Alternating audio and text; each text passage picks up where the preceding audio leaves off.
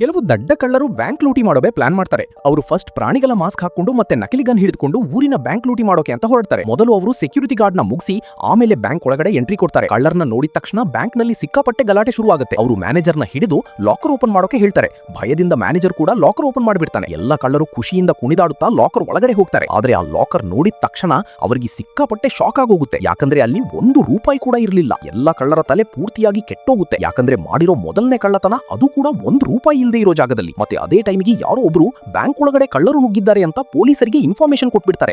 ನೋಡ್ತಿದ್ದ ಹಾಗೆ ಇಡೀ police force bank ನ ಸುತ್ತುವರಿದು ಬಿಡ್ತಾರೆ. ಆಗ ಒಬ್ಬ ಕಳ್ಳನಿಗೆ ಲಾಕರ್ ನ ಕೆಳಗಡೆ ಒಂದು ಸುರಂಗ ಕಾಣಿಸುತ್ತೆ. ಅವನು ಒಳಗಡೆ ಹೋಗಿ ನೋಡಿದಾಗ ಅವನಿಗೆ ಬಿಗ್ ಶಾಕ್ ಆಗೋಗುತ್ತೆ. ಯಾಕಂದ್ರೆ ಅಲ್ಲಿ ಸುತ್ತಮುತ್ತ ಬರೀ ದುಡ್ಡಿನ ಬಂಡಲ್ಗಳೇ ಬಿದ್ದಿತ್ತು. ಇದನ್ನ ನೋಡಿ ಎಲ್ಲಾ ಕಳ್ಳರು ಖುಷಿಯಿಂದ ಹುಚ್ಚರಾಗ್ಬಿಡ್ತಾರೆ. ಅವರು ಸ್ವಲ್ಪನೂ ಟೈಮ್ ವೇಸ್ಟ್ ಮಾಡದೆ ಎಲ್ಲಾ ದುಡ್ಡನ್ನ ತುಂಬೋಕೆ ಶುರು ಮಾಡ್ತಾರೆ. ಮತ್ತೆ ಗಾಡಿಯ ಸಹಾಯದಿಂದ ಆ ದುಡ್ಡನ್ನೆಲ್ಲ ಸುರಂಗದ ಮೂಲಕ ಎಸ್ಕೇಪ್ ಮಾಡ್ತಾರೆ. ಆದ್ರೆ ಇವಾಗ್ಲೂ ಕೂಡ ಒಂದು ದೊಡ್ಡ ಪ್ರಾಬ್ಲಮ್ ಇತ್ತು. ಬ್ಯಾಂಕ್ ನ ಆಚೆ ಪೂರ್ತಿ ಪೊಲೀಸ್ ಟೀಮ್ ನಿಂತಿತ್ತು. ಮತ್ತೆ ಆ ಎಲ್ಲಾ ದಡ್ಡ ಕಳ್ಳರು ಬ್ಯಾಂಕ್ ನ ಒಳಗಡೆನೆ ಸಿಕ್ಕಾಕೊಂಡಿದ್ರು. ಇದರ ನೆಕ್ಸ್ಟ್ ಪಾರ್ಟ್ ಬೇಕು ಅಂದ್ರೆ ಈಗಲೇ ಕಮೆಂಟ್ ಮಾಡಿ.